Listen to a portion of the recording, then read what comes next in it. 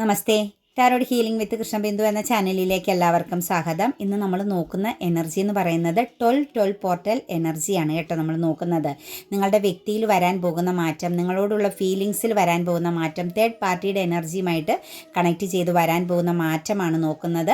തീർച്ചയായിട്ടും നിങ്ങൾക്ക് ആർക്കു വേണ്ടിയിട്ടാണ് ഈ ഒരു റീഡിങ്സ് കാണുന്നത് അവരെ നിങ്ങൾ മനസ്സിൽ ചിന്തിച്ചുകൊണ്ട് അവരുടെ പേര് 3 പ്രാവശ്യം പറഞ്ഞുകൊണ്ട് ലൈക്ക് ചെയ്തുകൊണ്ട് മാത്രം നിങ്ങളിത് കാണാൻ ശ്രമിക്കുക. നിങ്ങൾക്ക് ഇതിനകത്ത് ഓരോ ഇൻഫർമേഷൻസും നിങ്ങളിലേക്ക് കണക്റ്റഡ് ആവാനായിട്ട്, അതുപോലെ ഈ ഒരു റീഡിങ്സിൽ നിങ്ങളുടെ പ്രസൻസ് ഉണ്ടായി എന്നുള്ളതിന് ഒരു എനർജി പോലെ, നിങ്ങളുടെ ഒരു പോസിറ്റീവ് ആകുന്ന ഒരു എനർജി പോലെ, നിങ്ങളുടെ ഒരു സന്തോഷം എനർജി കണക്ട് ചെയ്യുന്നത് പോലെ തീർച്ചയായിട്ടും റീഡിങ്സ് കേട്ട് കഴിയുമ്പോൾ താങ്ക് യു യൂണിവേഴ്സ് എന്നോ താങ്ക് യു ഏഞ്ചൽസ് എന്നോ നിങ്ങൾ രേഖപ്പെടുത്താൻ മറക്കരുത്.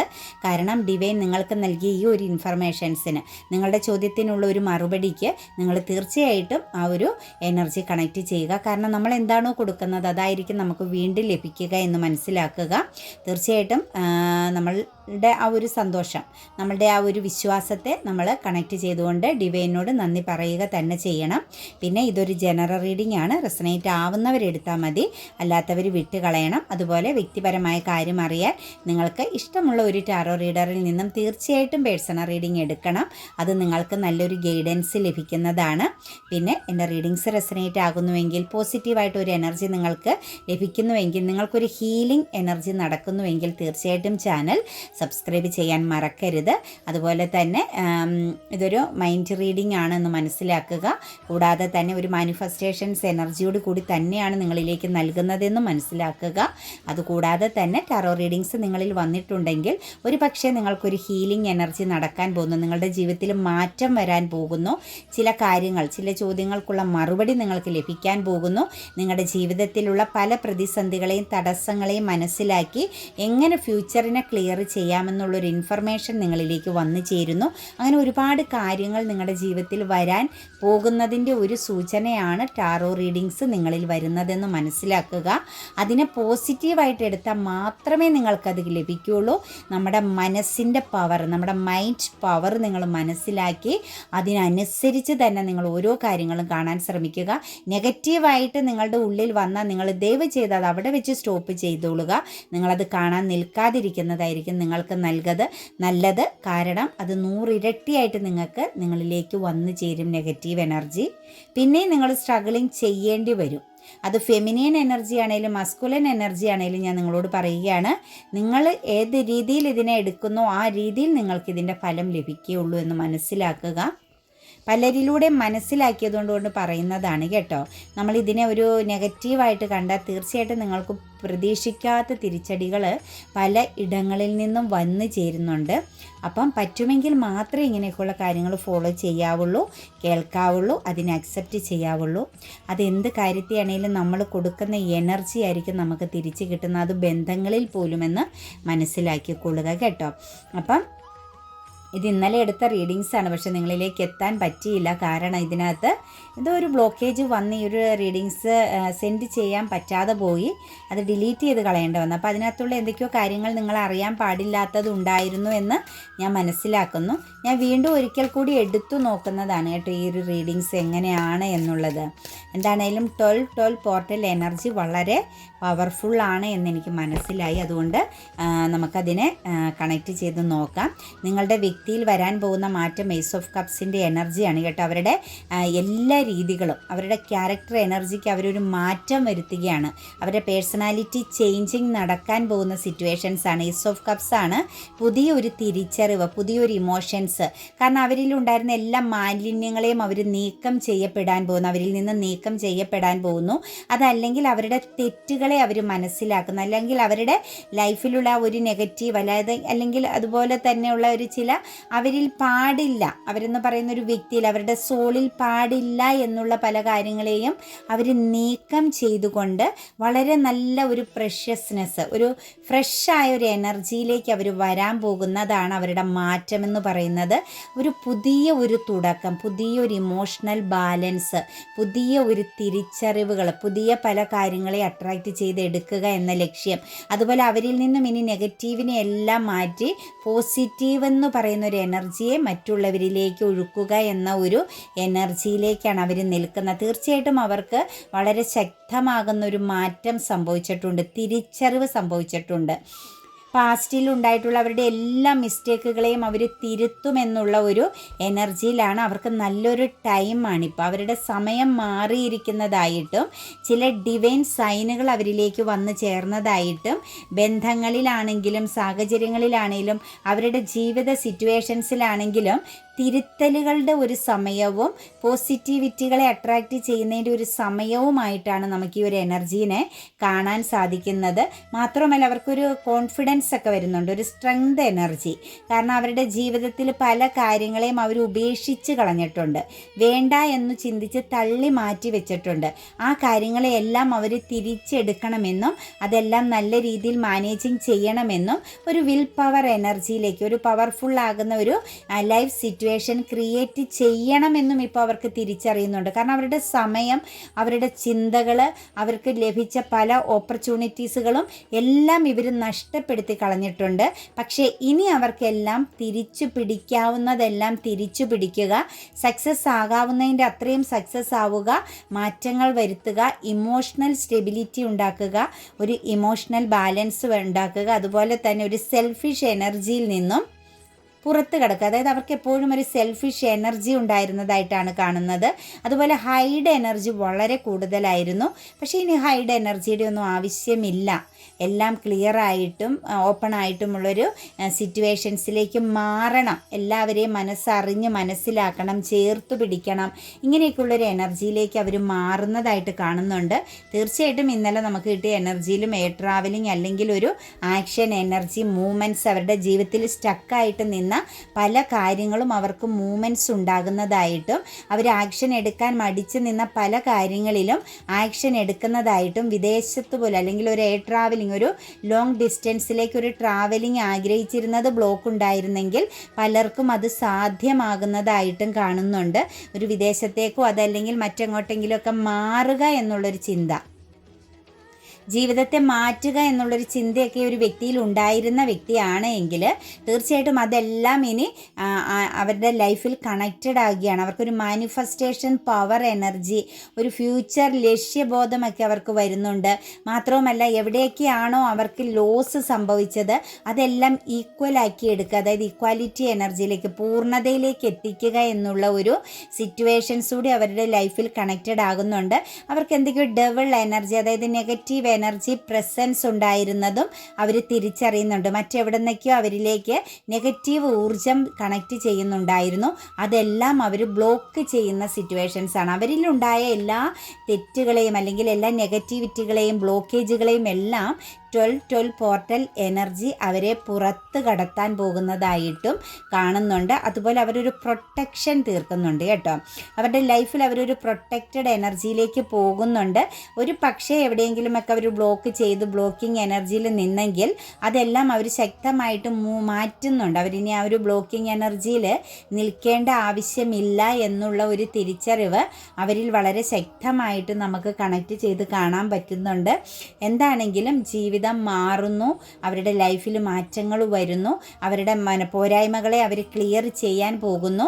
ഇമോഷണലി ഉണ്ടായിരുന്ന അവരുടെ ഒരു ഈഗോ, ഇമോഷൻസിനെ പ്രകടിപ്പിക്കുക, അതല്ലെങ്കിൽ മറ്റുള്ളവർക്ക് അതിൻ്റെ ഒരു ഫലം അനുഭവിക്കാൻ കൊടുക്കുക, ഇതെല്ലാം അവരൊരു എന്താ പറയുക, ഒരു സെൽഫിഷ് എനർജിയിൽ നിന്നെങ്കിൽ അതെല്ലാം അവരിൽ നിന്ന് ചേഞ്ച് വരികയാണ്. കാരണം ഏറ്റവും ഇമ്പോർട്ടൻ്റ് ആയിട്ട് നമുക്ക് അവരുടെ ഒരു എനർജീനെ മനസ്സിലാക്കാൻ പറ്റുന്നത് തെറ്റുകളെ തിരിച്ചറിയാൻ പറ്റുന്നുണ്ട് അവർക്ക്.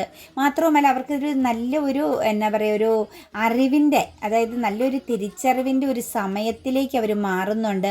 അബണ്ടൻസുകളെ കണക്റ്റ് ചെയ്യാൻ അല്ലെങ്കിൽ അബണ്ടൻസുകളെ മാനിഫെസ്റ്റ് ചെയ്തെടുക്കാനുള്ള ഒരു ഇന്നർ പവർ അവർക്ക് ലഭിക്കുന്നതായിട്ടുമൊക്കെയാണ് നമുക്കിവിടെ കാണാൻ പറ്റുന്നത്.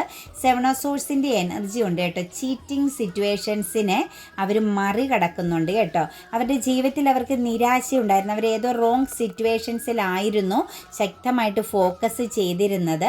ആ റോങ് ആയ സിറ്റുവേഷൻസ് ഒരു ഫെയിലിയർ എനർജിയിൽ നിന്നിട്ടും അത് പരാജയമാണെന്ന് അറിഞ്ഞിട്ടും അവരവിടെ സ്റ്റക്കായിട്ട് നിന്നിരുന്നെങ്കിൽ അവിടെ നിന്നും അവർ സ്ട്രഗിൾ എനർജിയിലേക്ക്, അതായത് അതിനെ മറികടക്കുക എന്നുള്ള ഒരു ഉറച്ച തീരുമാനത്തിലേക്ക് മാറുന്നതായിട്ടാണ് കാണുന്നത്. അവരെ ചീറ്റിംഗ് ചെയ്ത് അല്ലെങ്കിൽ അവർക്ക് നഷ്ടങ്ങൾ വരുത്തിയ, അവർ റോങ് സിറ്റുവേഷൻസിനെ ഫോക്കസ് ചെയ്തു എന്നുള്ളൊരു തിരിച്ചറിവിൽ നിന്നും അവർ മൂവ് ഓൺ ചെയ്യുന്നു. അതായത് അവിടെ ആ ഒരു കടിച്ചു തൂങ്ങി നിന്ന സിറ്റുവേഷൻസിൽ നിന്നും അവർ പുറത്ത് കടക്കുന്നതായിട്ടാണ് കാണുന്നത്. അതായത് ജീവിതത്തിൽ ചില പുതിയ തുടക്കങ്ങൾ, ഒരു ഇൻസ്പിറേഷൻ, ജീവിക്കണം, മുന്നോട്ടേക്ക് പോകണമെന്നുള്ളൊരു ആഗ്രഹമൊക്കെ അവരിൽ കണക്റ്റഡ് ആകുന്നുണ്ട്. ഞാൻ പറഞ്ഞതുപോലെ ഒരു ലോങ് ഡിസ്റ്റൻസിലേക്ക് ഒരു പക്ഷേ അവർ മാറാൻ സാധ്യതയുണ്ട്. അതല്ല എങ്കിൽ അവരെ സംബന്ധിച്ച് അവരുടെ തടസ്സങ്ങളെ അതിജീവിച്ച് അവരുടെ കരിയർ മേഖലയിൽ അവർ ശോഭിക്കുമെന്ന് തന്നെയാണ് കാണുന്നത്. കരിയർ മേഖലയിൽ അവർക്ക് നല്ലൊരു എനർജിയിൽ നിന്നിട്ട് പോലും ബ്ലോക്കേജുകൾ ഉണ്ടായിരുന്ന വ്യക്തിയാണ്. ഒരു ഫയർ എനർജിയിൽ നിൽക്കുന്ന വ്യക്തിയാണ് കേട്ടോ. എത്ര വീണാലും വീണെടുത്തെന്ന് തന്നെ അതിശക്തമായിട്ട് ഉയർത്തെഴുന്നേൽക്കാൻ പവറുള്ളൊരു വ്യക്തിയാണ്. അതുകൊണ്ട് ഈ ഒരു പേഴ്സൻ്റെ എനർജിയിലേക്ക് നോക്കുമ്പം ആ വ്യക്തിയുടെ ഉള്ളിലുണ്ടായിരുന്ന കുറേ സ്വപ്നങ്ങൾ, വർഷങ്ങളായിട്ട് ആ വ്യക്തി ഹോൾഡ് ചെയ്തിരുന്ന സ്വപ്നങ്ങളെല്ലാം റിയാലിറ്റി ആകുന്നതായിട്ടുള്ള എനർജി നമുക്ക് കാണാൻ പറ്റുന്നുണ്ട്. 2 ഓഫ് വാൻസിൻ്റെ എനർജിയാണ്. ഒരു പക്ഷേ അവർക്ക് സാമ്പത്തികപരമാകുന്ന ചില ലോസുകൾ ലൈഫിൽ കണക്ട് ചെയ്ത് നിൽപ്പുണ്ടെങ്കിൽ അവിടെ അവർക്ക് ചെറിയൊരു നിരാശ കാണുന്നുണ്ട്. പക്ഷെ ആ ഒരു നിരാശേനെയും അവർ അതിജീവിക്കുന്നതായിട്ടാണ് കാണുന്നത്. ഒരു അതിജീവനം തന്നെയാണ് കേട്ടോ നിങ്ങളുടെ പേഴ്സണിൽ 12 പോർട്ടൽ എനർജിയുടെ പ്രസൻസിലൂടെ ഇനി മുന്നോട്ടേക്ക് 2026 എന്ന് പറയുന്നത് നിങ്ങളുടെ വ്യക്തിയുടെ സമയം തന്നെയാണ് കേട്ടോ. അവർക്ക് നല്ല മാറ്റങ്ങൾ വരാൻ പോകുന്നു, തിരിച്ചറിവുകൾ വരാൻ പോകുന്നു. കാരണം അവരിലെ തെറ്റുകൾ തിരുത്തുമ്പം തന്നെ അവരിലെ മിസ്റ്റേക്കുകളെ അവർക്ക് മനസ്സിലാക്കി അതിനെ മറികടക്കണം, അല്ലെങ്കിൽ അതിനെ ക്ലിയർ ചെയ്യണമെന്നുള്ള ആ ഒരു മൈൻഡ് തന്നെ അവരിൽ മാറ്റം വരുത്തും. അത് നമ്മളിലാണെങ്കിൽ പോലും നമ്മുടെ ഉള്ളിലുള്ള തെറ്റുകളെ അല്ലെങ്കിൽ മാലിന്യങ്ങളെ നമ്മളെപ്പം നീക്കം ചെയ്യുന്നു, അസൂയ, വെറുപ്പ്, വൈരാഗ്യം, അതുപോലെ തന്നെ മനസ്സിൽ കിടക്കുന്ന കുറേ ചൈൽഡ്ഹുഡ് ട്രോമാസുകൾ അല്ലെങ്കിൽ മറ്റു വ്യക്തികളിൽ നിന്നും നമ്മുടെ ലൈഫിലൂടെയുള്ള മുന്നോട്ടേക്കുള്ള യാത്രയിൽ കിട്ടിയ ചെറിയ ചെറിയ ട്രോമകളാണെങ്കിലും അത് നമ്മൾ ഊതിപ്പെരുപ്പിച്ച് വലിയ ഒരു എനർജിയിലൊക്കെ നിർത്തിയിട്ടുണ്ടെങ്കിൽ അതെല്ലാം നമ്മൾ നീക്കം ചെയ്യുന്നതോടുകൂടി ഏത് വ്യക്തികളുടെ ജീവിതത്തിലും മാറ്റം വരുമെന്നുള്ളതിന് യാതൊരു സംശയവുമില്ല. കാരണം ചിലതെല്ലാം നമ്മുടെ ലൈഫിൽ നമ്മളുടെ കർമ്മപരമായിട്ട് അനുഭവിക്കേണ്ടതാണ്. ചില വ്യക്തികളിൽ നിന്നുള്ള ചതി, ചൂഷണം, മോശമാകുന്ന പെരുമാറ്റം, അപവാദം കേൾക്കേണ്ടി വരുന്ന സിറ്റുവേഷൻസുകൾ, അതുപോലെ തന്നെ ചില വ്യക്തികളെ വിശ്വസിച്ച് അവരിൽ നിന്നും ലഭിക്കുന്ന സ്നേഹം പിന്നെ കപടമായി തീരുന്നത്, ഇതെല്ലാം നമ്മൾ മനസ്സിലാക്കേണ്ടത് നമ്മളുടെ കർമ്മഫലമായിട്ടും നമ്മളുടെ നിമിഷങ്ങളിൽ നമ്മൾ അനുഭവിച്ച് എക്സ്പീരിയൻസ് ചെയ്ത് കടന്നു പോകേണ്ടതാണ്. ഒരുപാട് മുള്ളു നിറഞ്ഞ പാതയിലൂടെ സഞ്ചരിക്കുന്നവർ അത് സഞ്ചരിച്ച് അങ്ങ് എത്തണം എന്ന് ആഗ്രഹിച്ചാൽ മാത്രമാണ് സക്സസ് ഉണ്ടാവുകയുള്ളൂ. പകുതിയിൽ അത് സ്റ്റോപ്പ് ചെയ്യുകയും പിന്തിരിഞ്ഞു പോരുകയൊക്കെ ചെയ്യുന്നവർക്ക് വീണ്ടും മുന്നോട്ടേക്ക് പോകുമ്പോൾ ആ പാതകൾ തന്നെയാണ് നമുക്കുള്ളത്.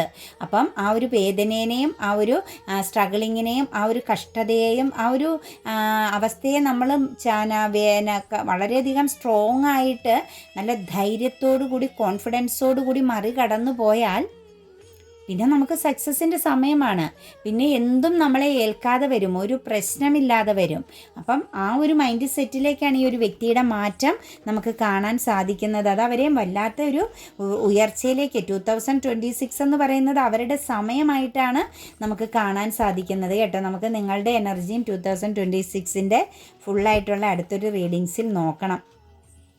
അതുപോലെ തന്നെ നമുക്കിവിടെ വന്നിരിക്കുന്നത് നിങ്ങളോടുള്ളൊരു എനർജി ചേഞ്ചിങ് ആണ് കേട്ടോ. നിങ്ങളെന്ന് പറയുന്ന വ്യക്തിയോട് അവർക്കിനി വരാൻ പോകുന്ന 12 പോർട്ടൽ എനർജിയെ ബേസ് ചെയ്ത് വരാൻ പോകുന്ന മാറ്റം എന്ന് പറഞ്ഞാൽ ഇമോഷണൽ അബണ്ടൻസ് ആണ്. അതാ എംബറർ എനർജിയാണ് വന്നിരിക്കുന്നത്. അതായത് നിങ്ങളെന്ന് പറയുന്ന വ്യക്തിയെ അവർ പൂർണ്ണമായിട്ടും അറിയാൻ ശ്രമിക്കുന്നു, അവരറിയുന്നു, നിങ്ങളെ റെസ്പെക്റ്റ് ചെയ്യുന്നു, നിങ്ങളുടെ പ്രൊട്ടക്ഷൻ, നിങ്ങളുടെ ഒരു പ്രൊട്ടക്ഷൻ ഏറ്റെടുക്കാൻ അവർ ആഗ്രഹിക്കുന്നു.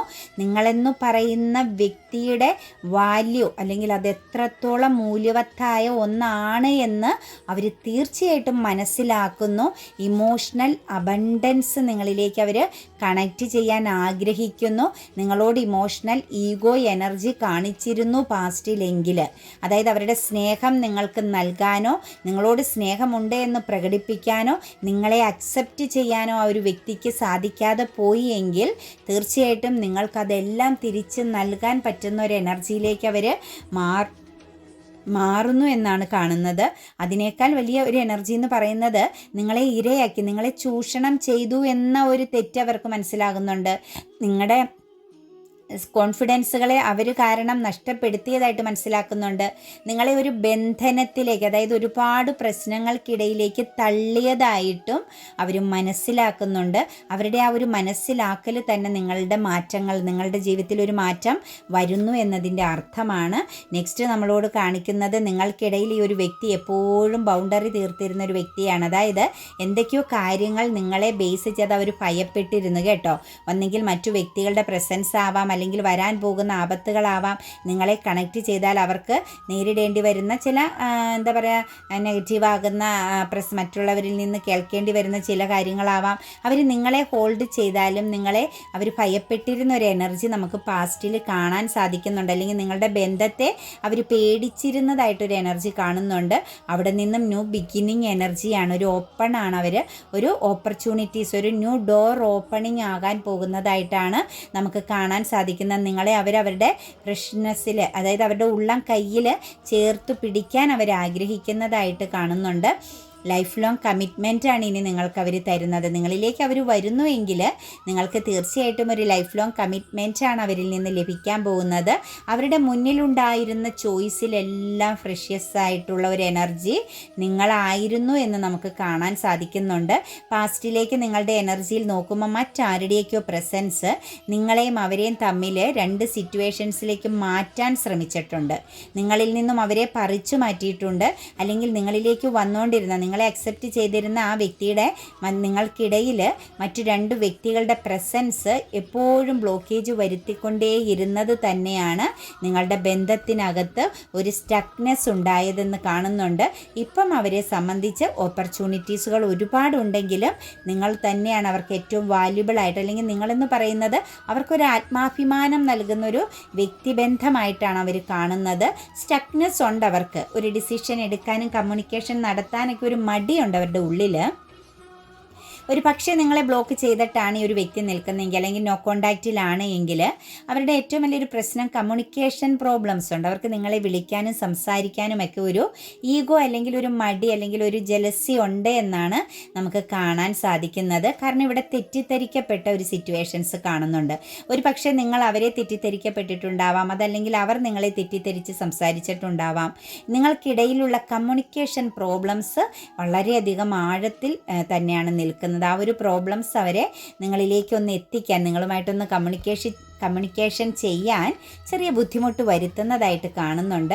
പാസ്റ്റിൽ ബാലൻസ് ചെയ്യാതെ പോയൊരു ബന്ധമാണ്. അതായത് പാസ്റ്റിൽ നിങ്ങൾക്ക് ശരിക്കും നല്ല ക്ലിയർ ആയിട്ട് മുന്നോട്ടേക്ക് പോകാവുന്ന ഒരു ബന്ധമായിരുന്നു.